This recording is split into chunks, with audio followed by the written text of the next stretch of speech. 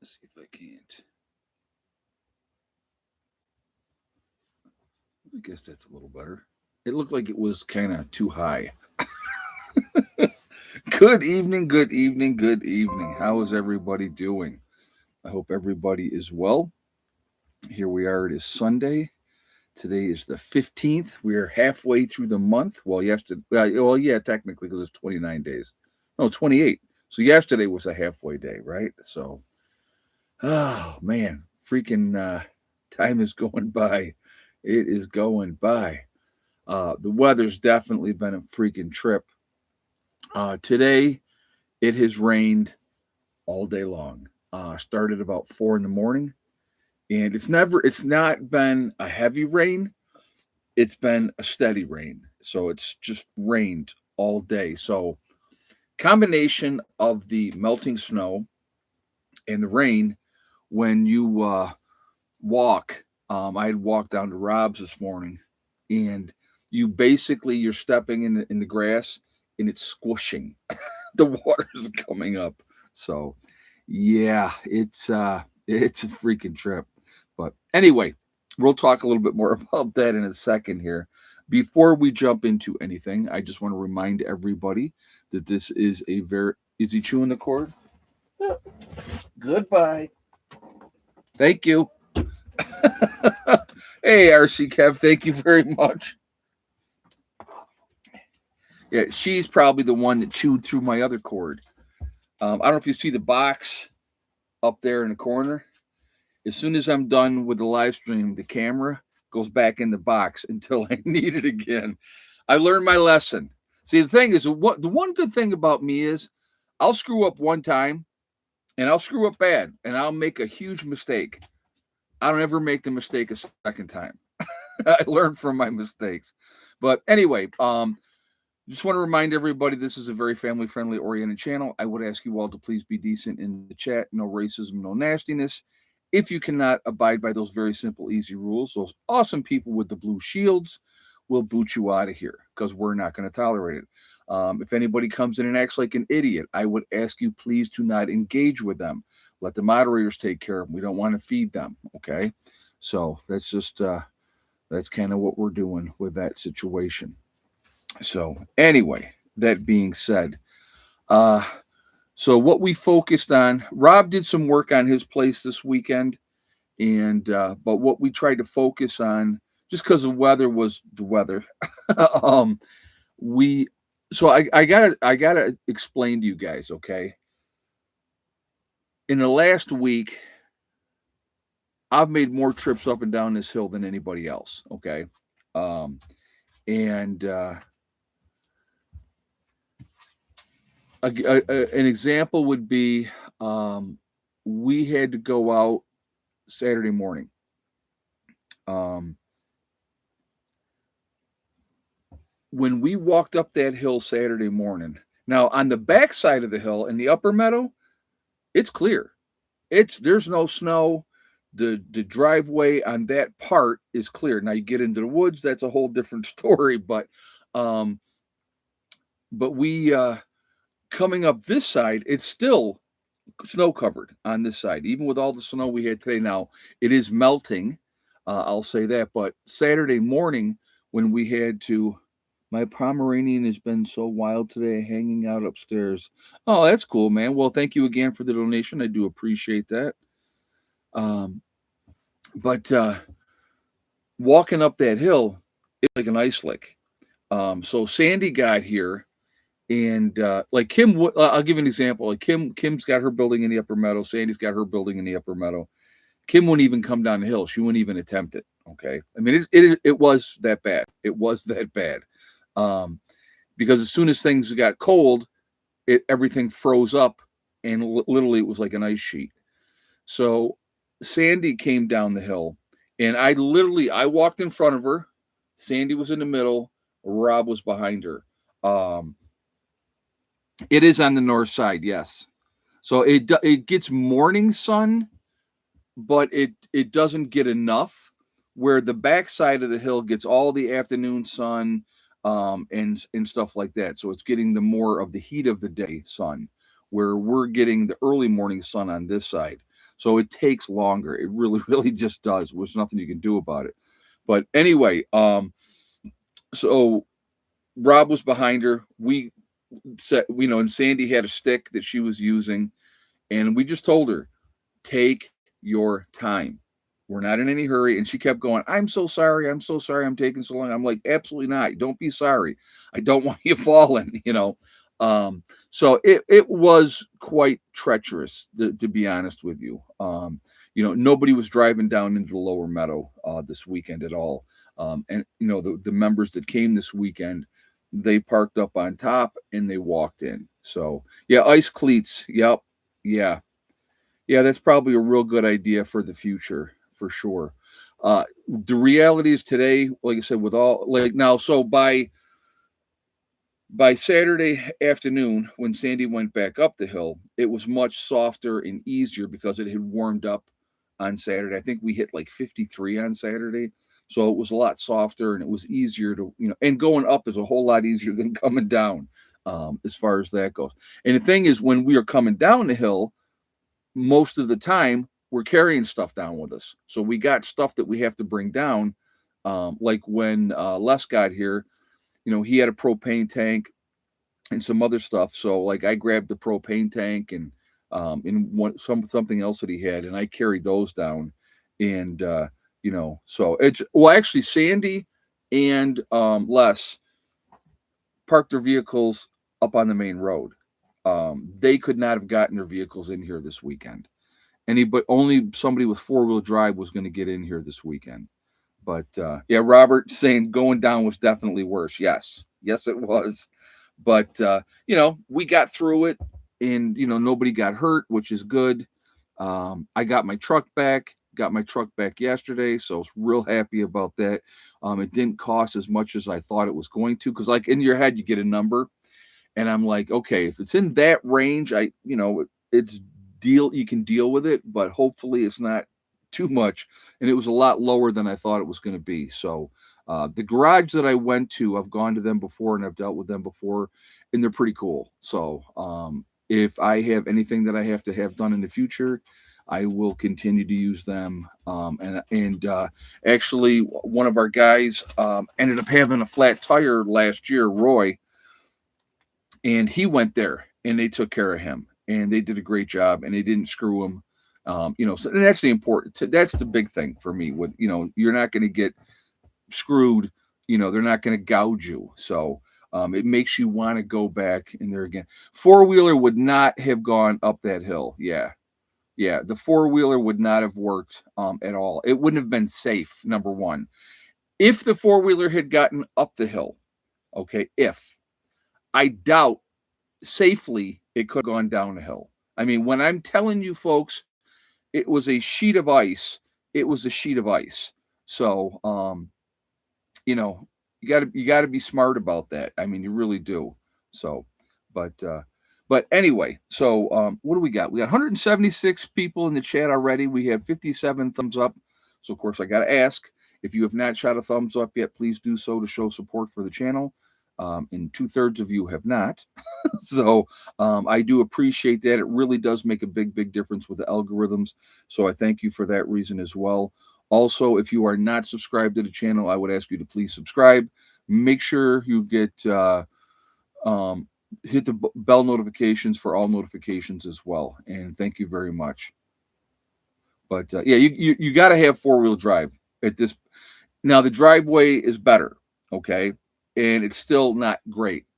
So we have a whole week coming up here. Literally, the high tomorrow is going to be 59, and then we're going to be in the 60s the rest of the week. So I would imagine within inside of a couple days, by maybe Wednesday at the latest, that it should be a lot better. Hey Kim, how's the puppy doing? How's he adjusting? Oh, she'll come at some point. She was out before the stream, so she should not be asking to go out during the stream. So we will see. But so anyway, somebody had asked me, did I give any of the puppies to my members? And the answer is yes. Kim took one of the puppies. Actually, Kim took the largest male. She's named him Samson. And I'm going to tell you right now, just so Kim knows too, my prediction is that dog will be between 120 and 130 pounds when he is full grown. 2 years from now, he'll be between 120 and 130. He's going to be a big, big boy. So, but yeah, so CC was supposed to come today to take his. I talked to him earlier today, and then I don't know what happened, but he'll be coming to get his dog soon. That leaves me with 4 puppies, which I'm keeping Tank. So that's not going to change. He's hiding in the corner most of the day. He's following me finally around the yard. It'll just take time for him to adjust. It's just an adjustment. So Kim took one of the dogs. You were asked somebody, like so somebody was asking if any of the group members took. Paul and Barbara and Jason, her son, they took 2. They took 2 females. So right now, 3 puppies are now gone. I still am sitting on 5 puppies, but 1 puppy is I'm keeping, right? 1 puppy is going to go to CC, a buddy of mine. He is the one that I bred Hella with. So he's gonna take one of the males. And then I have a dear friend of mine in New York. If you guys remember the couple that helped me put the greenhouse together, if you guys remember them, his granddaughter wants, and his granddaughter is married and has a kid now too. So just, so she's not like some little kid. She wants one of a female. So I'm like, absolutely. So, and I've just given these animals away, folks. I'm not trying to sell them.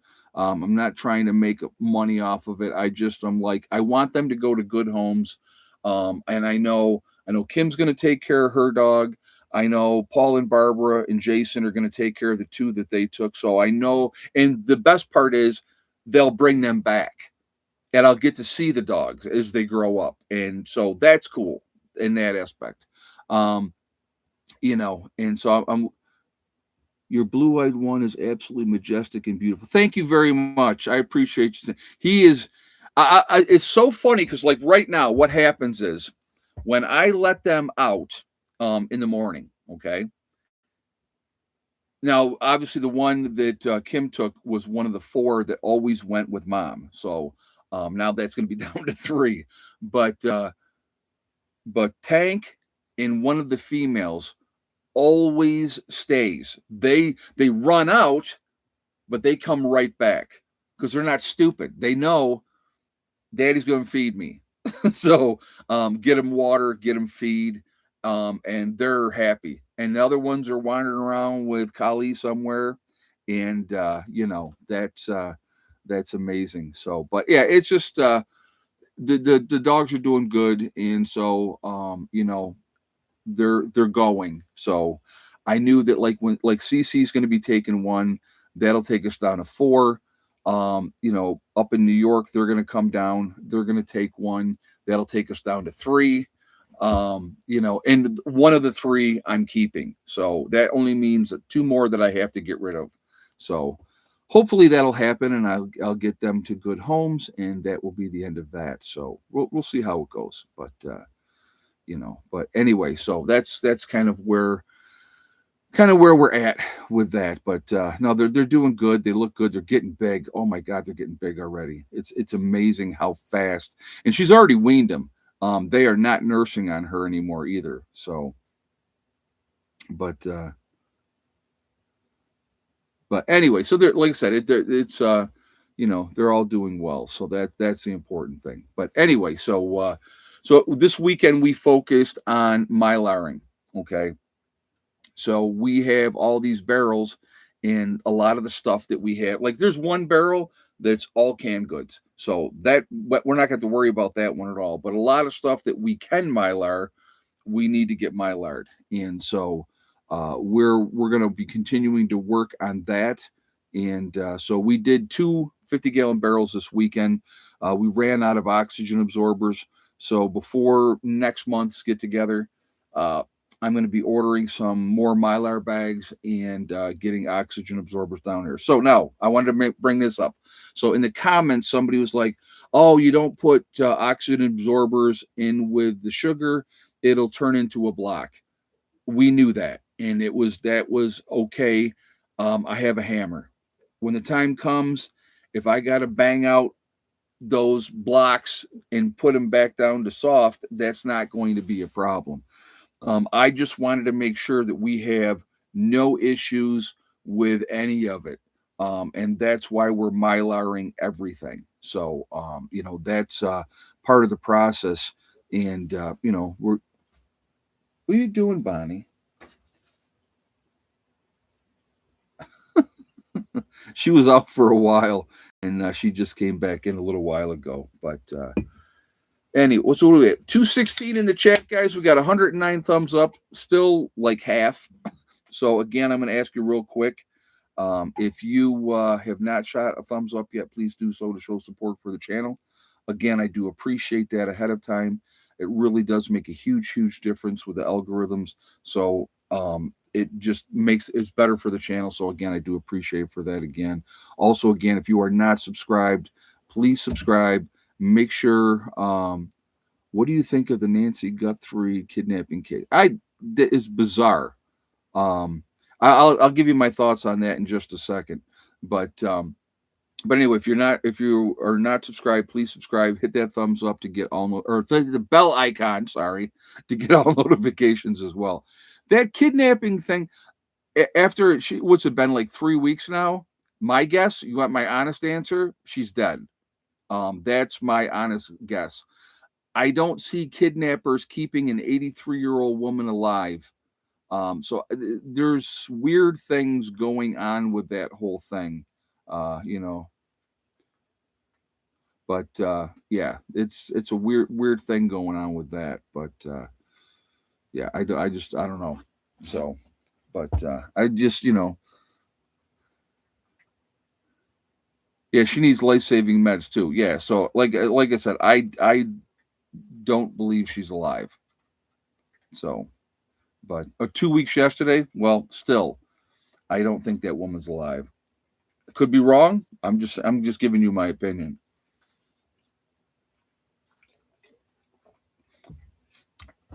Kidnappers are generally not good caregivers.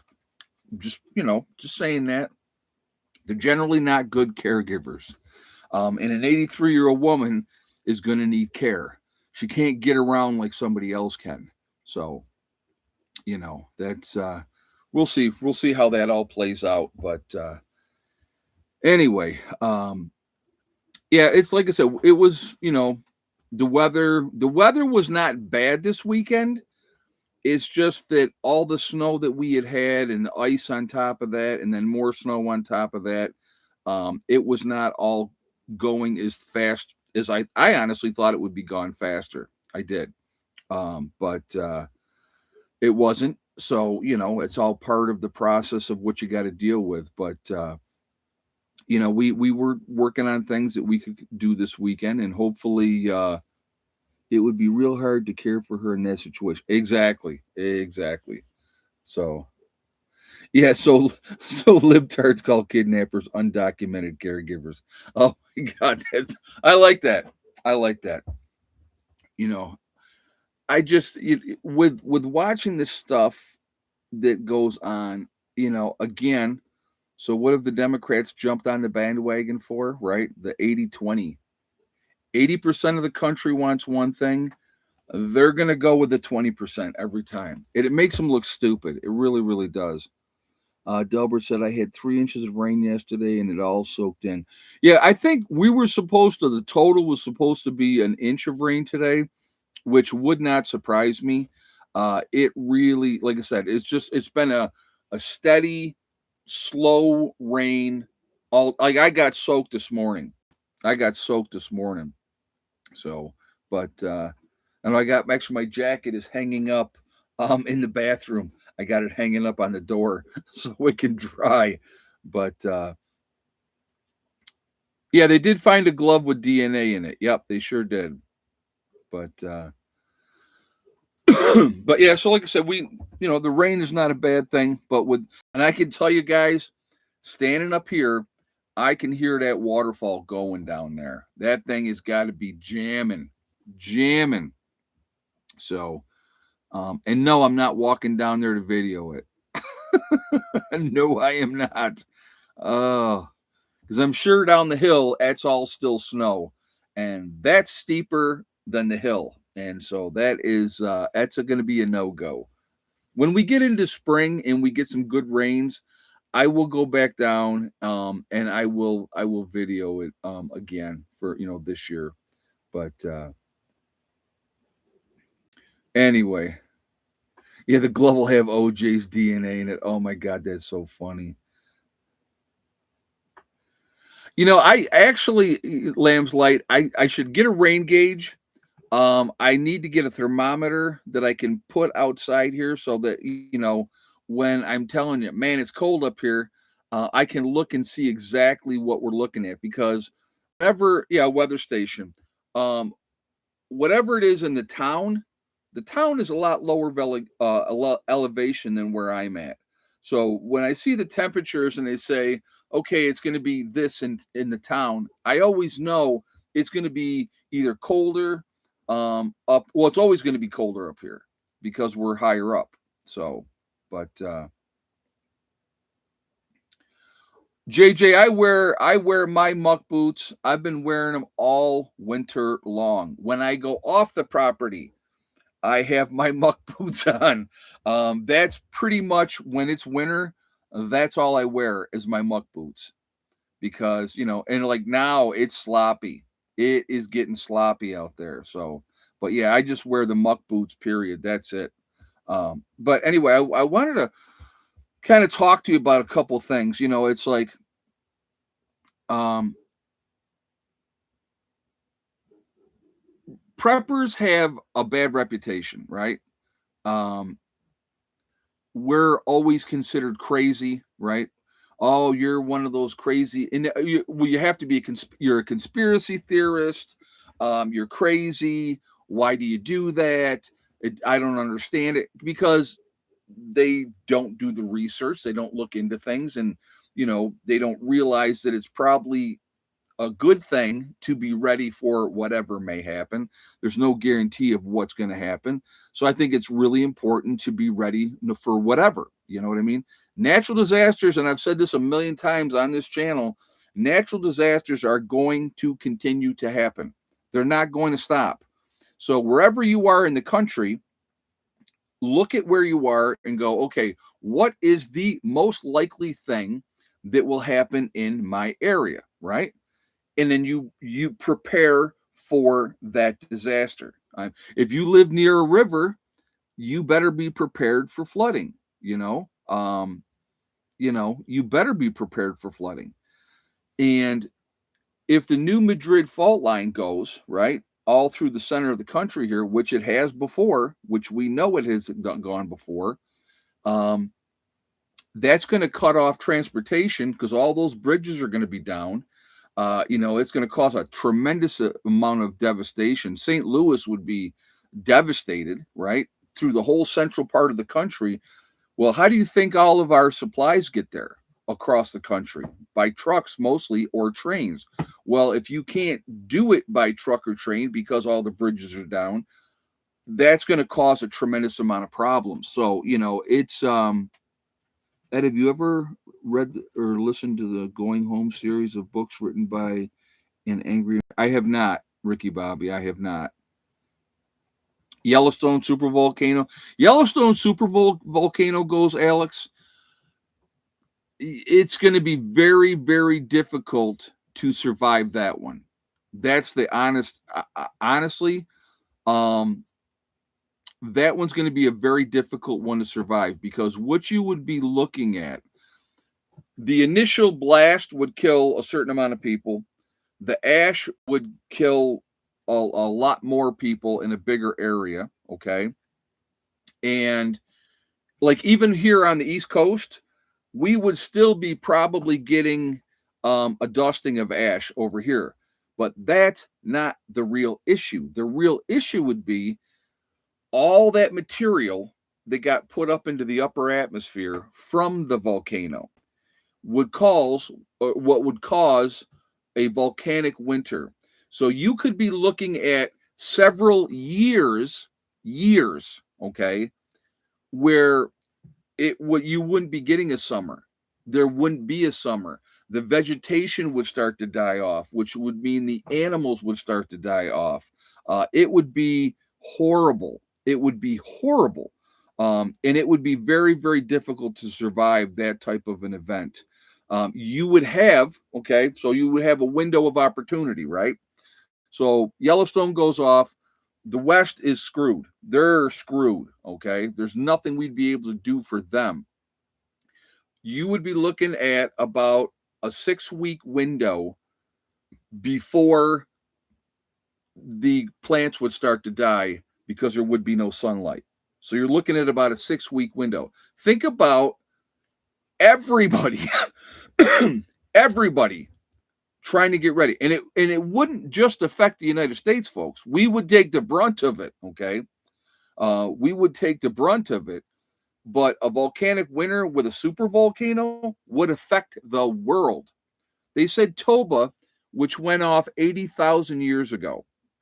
All right. When Toba went off, which was a super volcano, the world population, the world, went down. They estimated it down to about 10,000 people.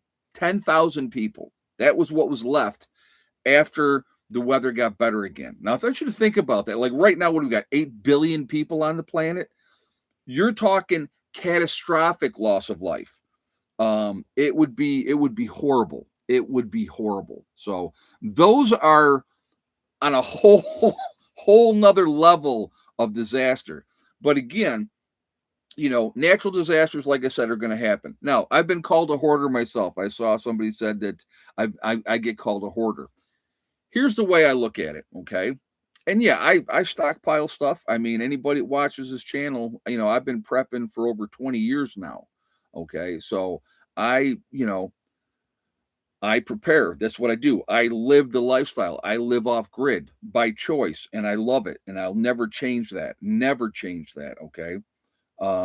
But what the thing is, we are only crazy, right? We're only hoarders until something happens. And when something happens, then lo and behold, you know what we are, folks? We're the smartest people in the room. And, yeah, the ones calling us hoarders will be the one begging us. Yeah, exactly. And like I said, yeah, a hoarder and a prepper are not the same. No, a hoarder is somebody that just goes out and gets junk and keeps junk, or they'll pick up whatever it is their obsession is, and they bring it and they stack it up all over the place. Preppers, we stockpile stuff that we can use: food, tools, supplies, whatever the case may be. So there's a big difference between a hoarder and a prepper. And like I said, I don't care what people call me. I don't. Because like I said, again, we're only crazy, folks, until something happens. And again, that could just be a natural disaster. Now, if it's a natural disaster, I think as preppers, we should definitely be more charitable if it's just a natural disaster. If we can help our neighbors and stuff like that through that type of an event, but it's also an opportunity to teach. It's an opportunity to teach. What are you doing, Miss Bonnie Bon? Hey, Josh. Yellowstone goes almost off all the time and will be hit with toxic gas. Hydroponics and indoor greenhouses, filtration systems need to live through it. Oh, absolutely. Yeah. No, you would be looking. You would want to. And RC Kev says 1 in 100. How prepared do you consider yourself? Oh man. That's a great question, RC Kev. But let me answer the other one first, okay? And I will get to that in a second.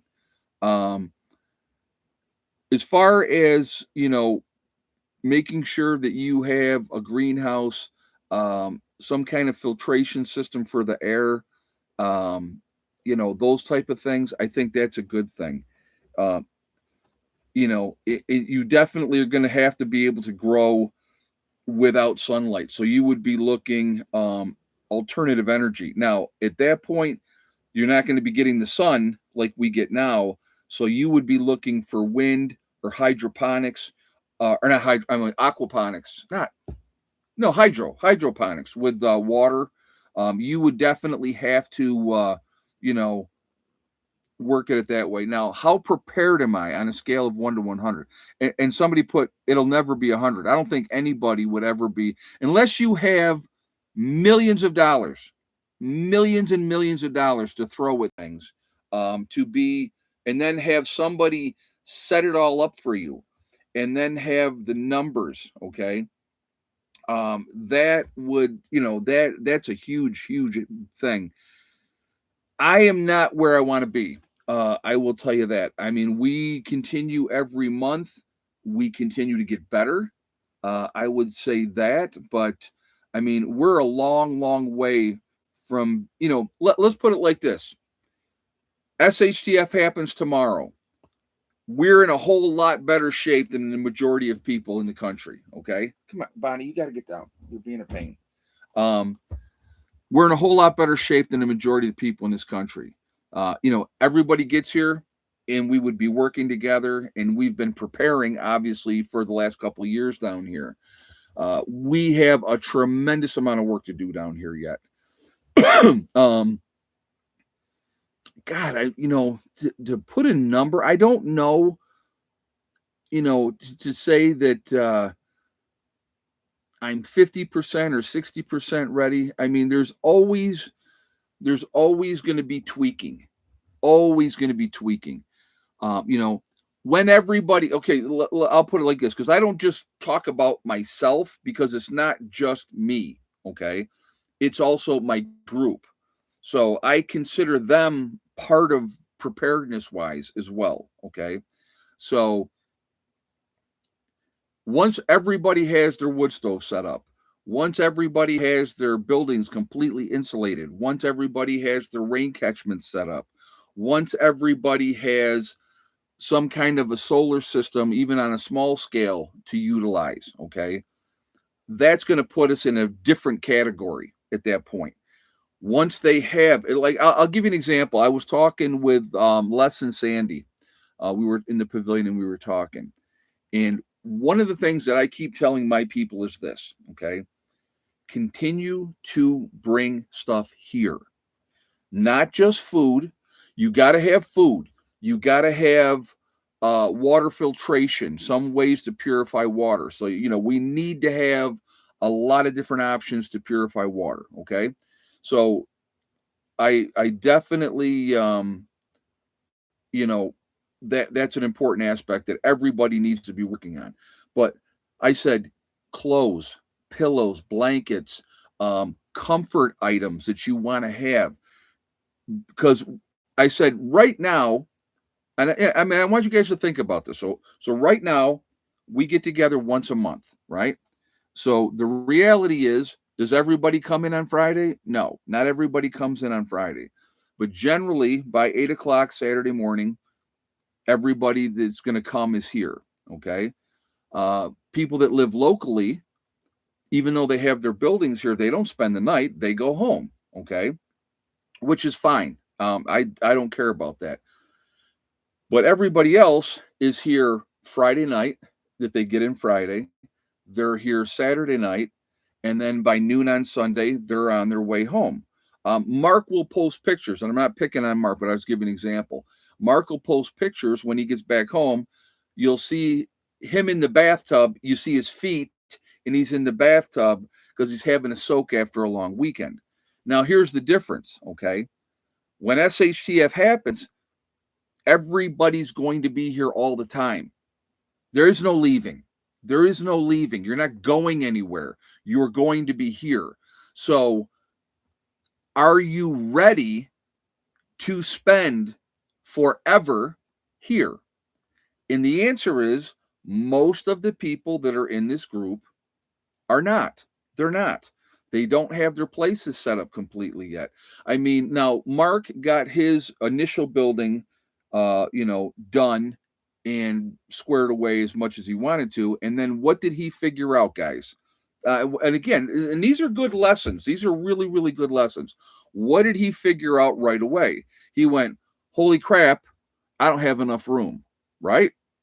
Because he goes, once he got his bed in there and he's got the wood stove and he's got a couple of dressers and stuff like that, that room shrunk.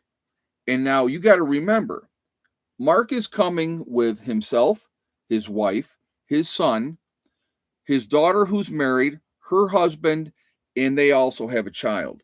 So right there, Mark's bringing 6 people. 6 people living in that little bitty building right now, the way it is right now, there's no room. They would be after a week, they'd be ready to kill each other. Okay. So he realized, right? Holy crap, I don't have enough room. I need to make this place bigger. So that's what he's been doing with everything that he's been doing. Now he's been working on that, and that's a good thing. Okay. Yeah, people have lost their survival instincts. Well, you know what it is? We're spoiled as a society, folks. We're spoiled as a society. We're used to things the way that they've always been. People get it in their head, nothing's ever going to change. So why should I do anything about it? And that's the reality. That's what happens. And I'm going to tell you what, I am, and again, I've talked about this. My gut feeling is that we're headed for something bad. We're headed for something bad. And so we really are on that clock, that time. The time is tick, tick, tick, ticking away. And people are just, people are not taking it seriously, I think is the thing. I think some people are, okay, and they're motivated because they feel like they feel it. You know what I mean? A lot of you guys, we've talked about this before. That gut feeling is something's coming. We know something's coming. We're just waiting for the other shoe to drop. One of the biggest things that I would really encourage you guys all to do, and it's something that you can do in your own head, is mentally prepare. Think about, excuse me, think about the very worst case scenario that you can think of, and then plan on it being 10 times worse. Okay. I mean, that's reality. When you have 93% of the people in this country alone, and we're probably the country that is the most prepared compared to the rest of the world. Okay. That's another reality. The United States is just kind of a mindset for certain people, but we're probably more prepared than a lot of people in other parts of the world. That's just a reality. I couldn't even imagine being in Spain or Germany or France or the UK. I couldn't even imagine that, how bad it's going to be there, because there's so many people concentrated in a small area. The beauty of the United States is this is a huge country. So if you want to get away, if you will, you could, like a great example, okay? Why West Virginia, right? Why West Virginia? The entire state of West Virginia has 1.7 million people. 1.7 million people. When I lived in Greece, New York, okay, when I was up close to the city of Rochester, I was in the suburbs in Greece, New York. In Rochester and the surrounding counties up there was 1 million people just there alone. Just in that area, there was 1 million people just there. 8 million people in New York City. You go to Buffalo, you're talking about a whole bunch of people there. You go to Syracuse, there's a whole bunch of people there. I mean, so you're looking at a lot larger numbers. So coming down to a state that has a grand total of 1.7 million for the entire state, you remember that night that we thought it happened? You called your mom. I was scared. I don't remember that Lamb's Light. Probably, I don't remember though. I really don't, because I just when yeah, it's I like I said again with my family. I will tell you, I have I have talked to them over and over and over again till I'm blue in the face, and they know two things for a fact: things go sideways, they need to get here to me. Period. There, that's and as soon as possible. The other thing they know is I will not be going up there to retrieve them. Not doing it. Not doing it. Can't. I can't. So, they know that, because the thing is, if I go off half cocked and head, I gotta go. I gotta go save Heather and Eddie and and mom and all that. They could already be heading down here, and I could pass them on the way. So you have to make sure that you know what you're going to do. Your family knows what they're going to do. That's the important part of having a game plan, folks. You got to have a game plan. So you can't just go, well, I'll just stock up a little bit of this and then have no plan.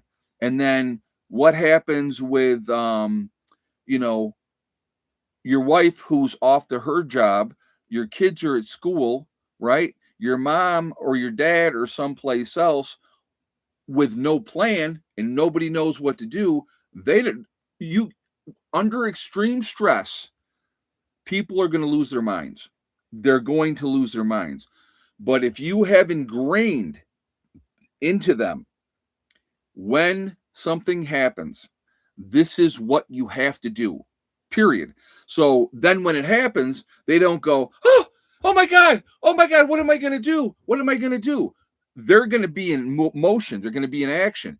The reality is this, and I'm going to go with a lights out event because I truly believe that that's what it will be. Those lights will go out. And if they go out across the country, and even if people are still able to communicate a little bit by phone, what are most people going to do? I'm going to tell you right now, I guarantee you for at least the first 2 days, most people are going to sit tight, they're going to stay home, and they're going to go, the lights are going to come back on, right? By day 3, and the lights aren't back on, and there's, maybe they're getting information, maybe they're not, right? Or across the country, they'll lose their minds because they don't have a plan. They don't know what to do. They don't. When I'm telling you that a majority of people in this country don't even know how to make a fire, that should scare the crap out of you, folks. It should scare the crap out of you. It really should. Well, we got 350 in the chat, guys. We got 169 thumbs up. So if you have not shot that thumbs up yet, I'm going to ask you to please do so to show support for the channel. Again, I do appreciate it. It really makes a huge, huge difference with the algorithm. So the more interaction, the better for the channel. Also, again, if you are not subscribed to the channel, I would ask you to please subscribe. Make sure you hit that bell icon to get all notifications as well. And again, ahead of time, I thank you for that. It doesn't take a lot of effort to put yourself in a position to win. All right. Like I said, I like to win. If I'm playing a game, any game, checkers, chess, Monopoly, whatever the game is, I play to win. Period. End of story. Good example, 9/11. People panicked when all thought we were under attack. They did. Absolutely, they did. Battleship, absolutely, Alvon. Exactly. But again, this is a game, folks. You may think it's a game and you may not think it's a game, but it's a game. And I play to win. Period. End of story. I play to win. So I'm going to do everything in my power to put myself in a position to be ready for whatever's coming down the road. And that's what it's all about for me. I want my family to survive. I want my people to survive. I want everybody to get here safe. Will everybody get here safe? No guarantees. There's no guarantees of that. We've talked about that as a group. We have, because you have to. That's reality. You know what I mean? So, again, the unprepared are going to be the danger.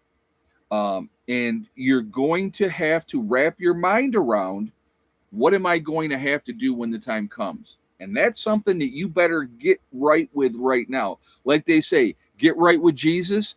You better get your mind right about what you're going to have to do to survive. I'm going to mention one thing and then we're going to do egg count, okay?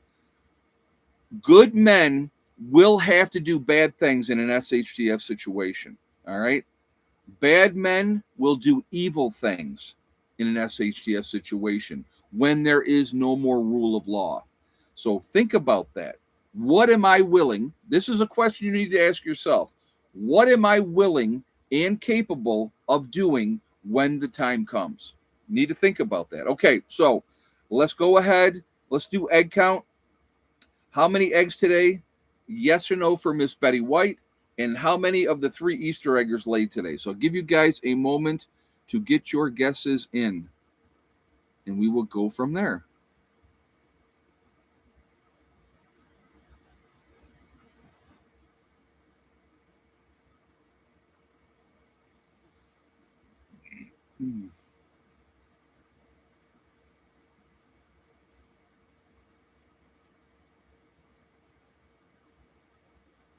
But yeah, it's been and it's still raining out right now too. Right now, guys, just so you know, it is still raining out there right now. I'll tell you what. Yesterday, Hella was wiped out. She was wiped out. She came in here last night and she laid down and she was done. She was done.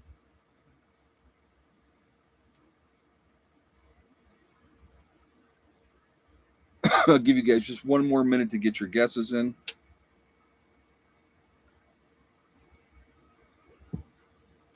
Uh, my son calls it doomsday shopping. Whatever title they need to put on it. Whatever title they need to put on it. It's a grown up game, absolutely. All right, guys.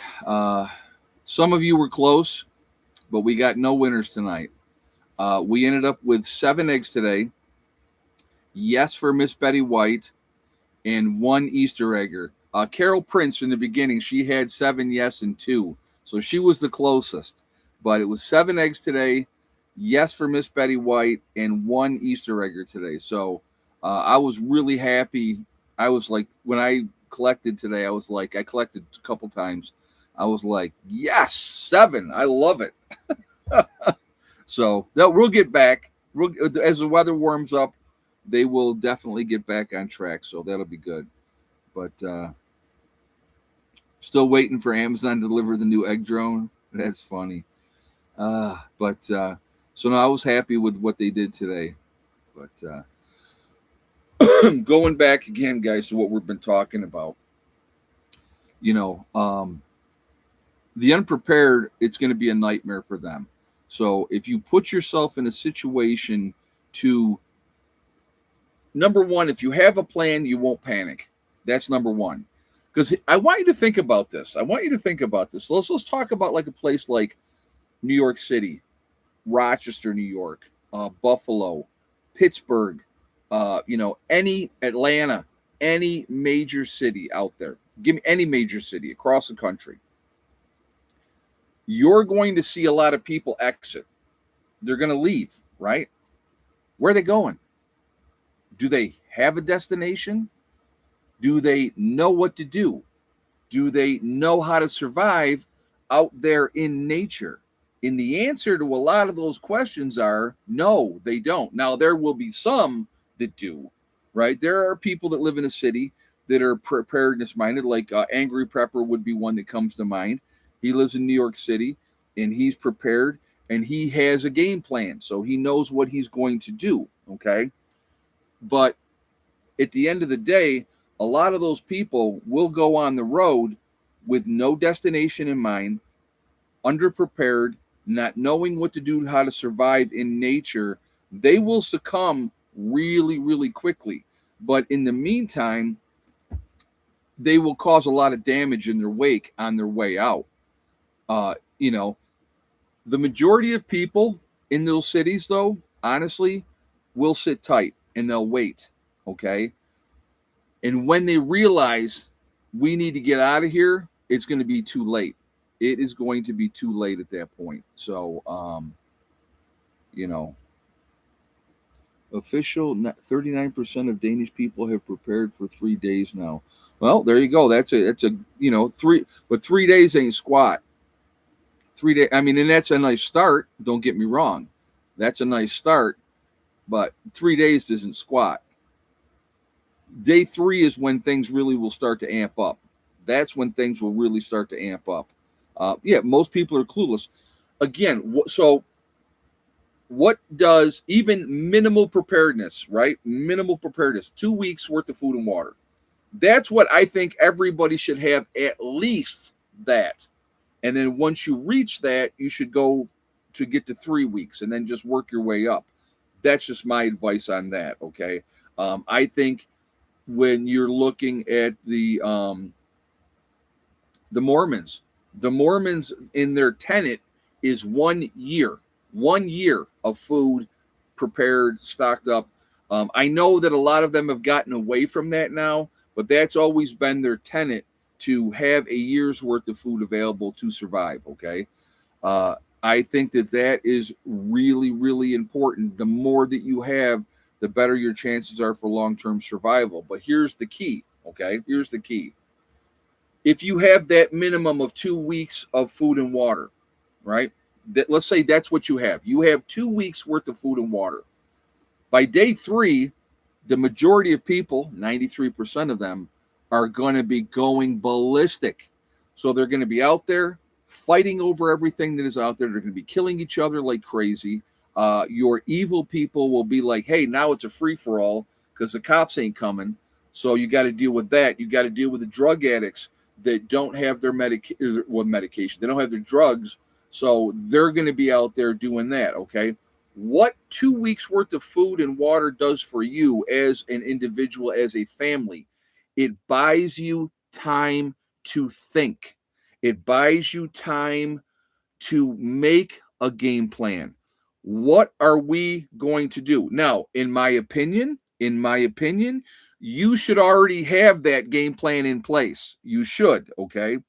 But depending on what the event would be, can you bug out? Can you leave?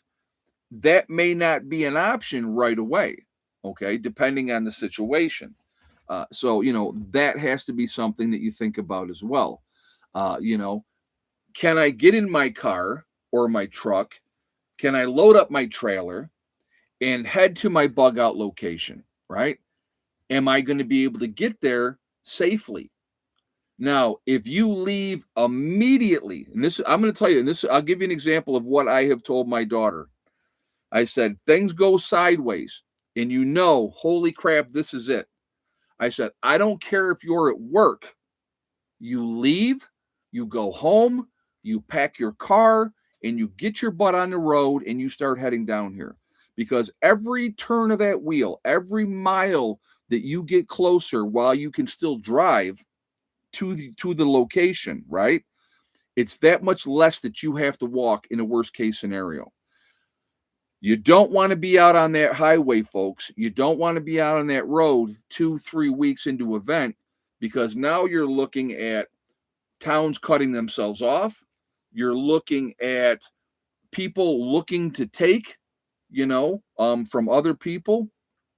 It would be an absolute nightmare, okay? So you better have, like I said, you got to have a game plan.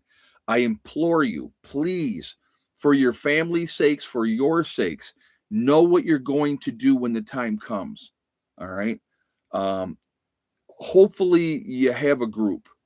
If you have a group, safety in numbers, that's important. I've talked about that over and over and over again. That's why we have a group, because of the safety in numbers. But the sooner you can get on the road and get going to your bug out location, if you have one, the better your chances are going to be. Now, number 2, somebody just made this statement, which I think is a great statement. The weather. What's the weather going to be like? Okay. SHTF don't care if it's snowing, sleeting, raining, 100 degrees or 20 below zero. So again, those are things that you have to think about ahead of time. You have to think about those things. Do I have warm weather gear? Do I have, how many miles a day can I realistically travel? So here's another thing I want you to think about, guys. There's 10 people in your group. You are only going to go as fast as the slowest person in your group.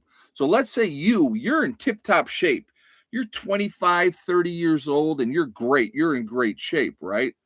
But you got mom and dad with you who might be in their 40s or 50s at that point.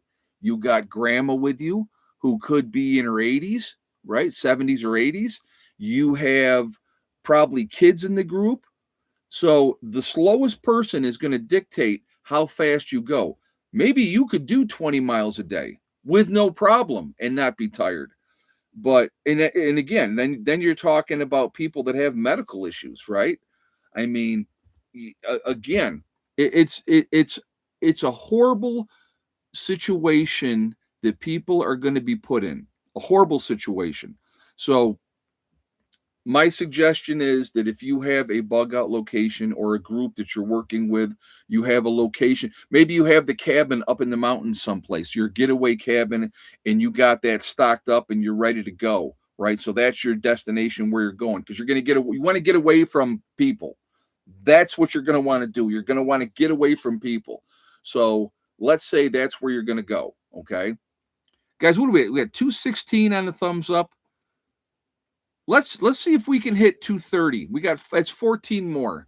So we got 329 people in here. So we got over 100 people that are watching right now that have definitely not thrown thumbs up yet. So if you would do so, let's see if we can hit 250 would be better, but I don't think we got enough time for 250. But if you have not shot that thumbs up, let's see if we can get it up there just for fun.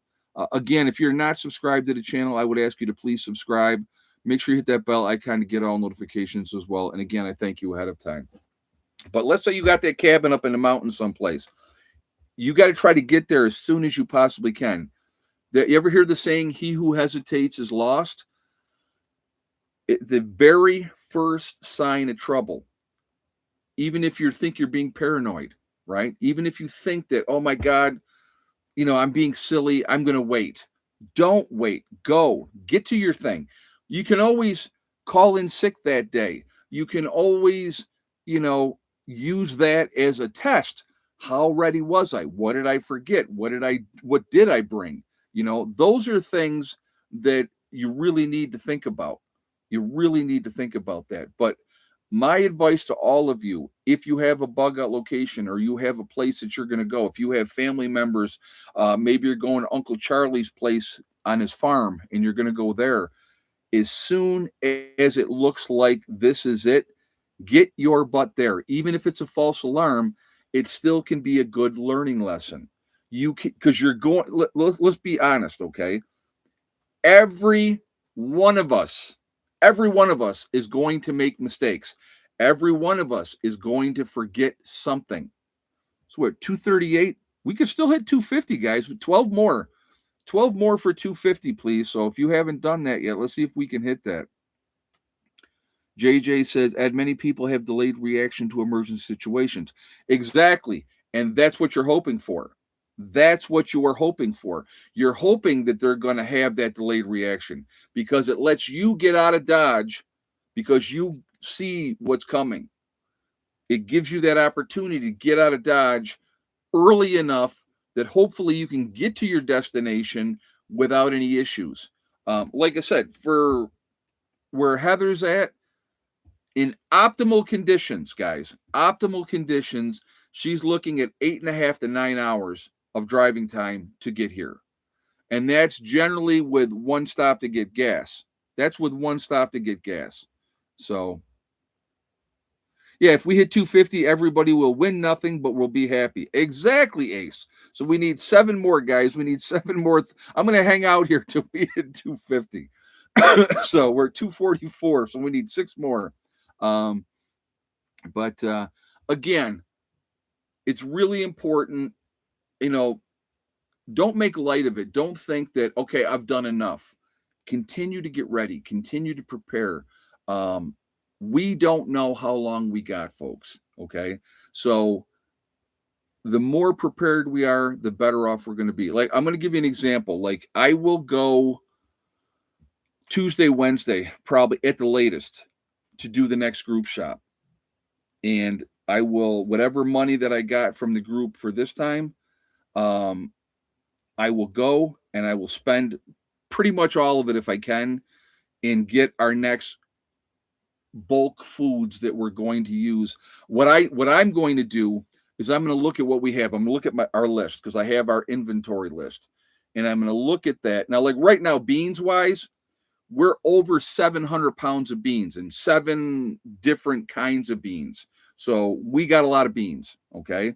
Um, we got about 340 pounds of rice. So I definitely would like to see that number go up. We have some oatmeal.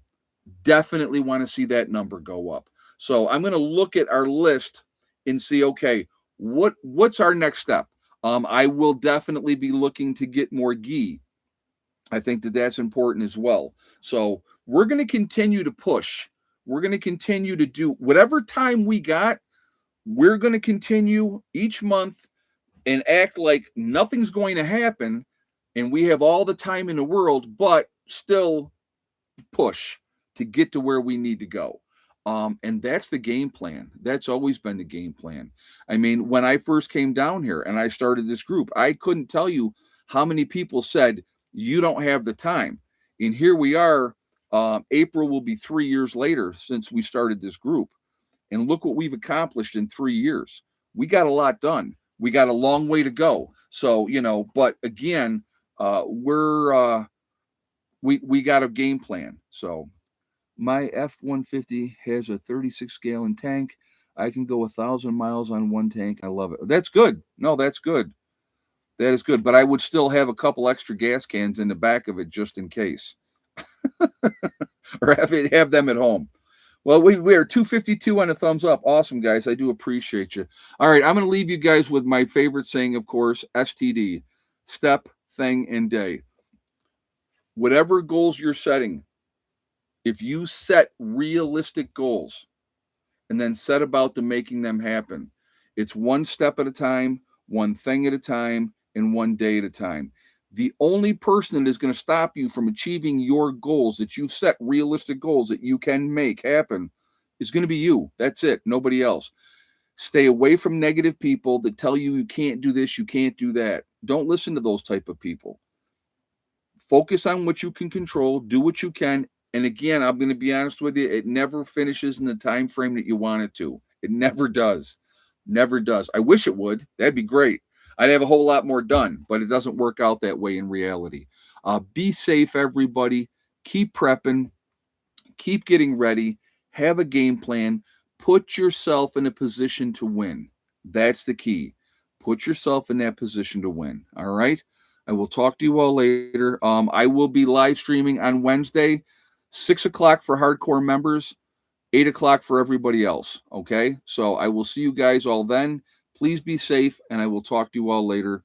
Prepper Nurse 1 out for now. No, Hella's inside. She, like I said, she was out for half an hour before the live stream. So I kind of figured she would be chill, and she is. She's laying down. So, but she's inside, of course. So anyway, guys, be safe, and I will talk to you all later. Prepper Nurse 1 out for now.